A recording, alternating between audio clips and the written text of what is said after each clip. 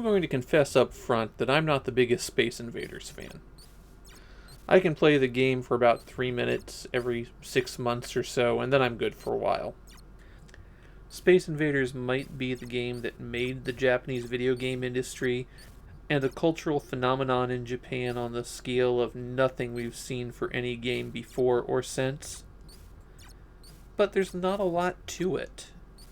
After one game, I feel like I've done everything in the game that I want to do. By the time Space Invaders reached the Famicom, it was already a retro game.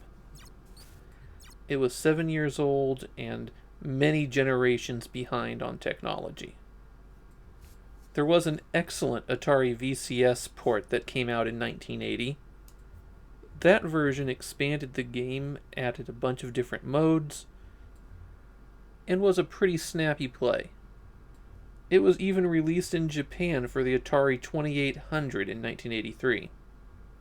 The Famicom version, which Taito ported themselves as their very first release for the system, well, the best thing I can say about it is that they replicate the attract mode. Past that, this is not a good port. To quickly break down one of the most familiar games that we're going to see on the Famicom, the aliens arrive in a big grid pattern, and they march back and forth across the screen. When they reach the edge of the screen, they drop down a row, and repeat until they reach the bottom. Your base at the bottom of the screen shoots up at them, one bullet at a time, and you have to eliminate all of the Space Invaders before they reach you. Occasionally, a UFO will appear and beep across the screen. It has a variable point value that cycles each time you hit fire. As you eliminate the invaders, they speed up their movement, until the final one zips across the screen. Clear all the invaders, and a new group shows up one line lower.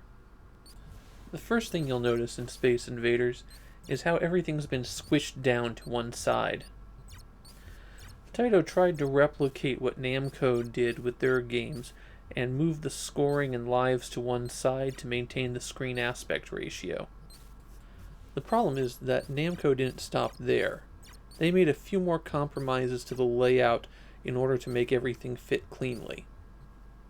Taito decided they wanted to keep the 11 columns of Space Invaders despite the reduced number of pixels to put them into. They redrew the aliens with fewer pixels, but they didn't have that many pixels to give up in the first place, and so they've kind of lost their iconic shape. These problems carry over to the shields, which don't display the damage performed to them very well. It's still the same number of shots to get through the shield, it just doesn't look like it.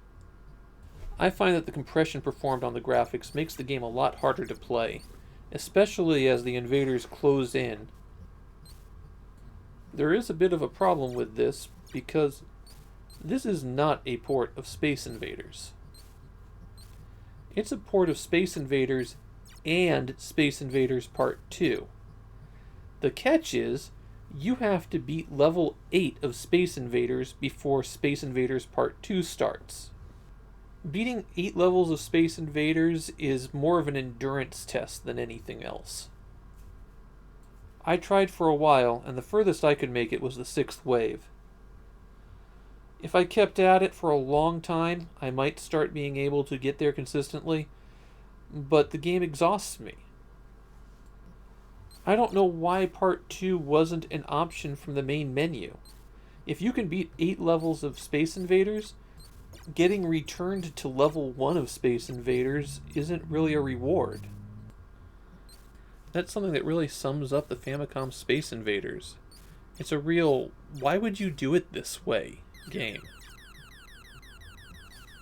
Taito has kept Space Invaders available on virtually every platform since 1990.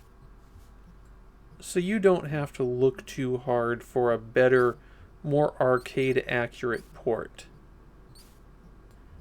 And if you do want something that builds on the base game, they've been doing that recently as well. But the Famicom port, just pass on that one.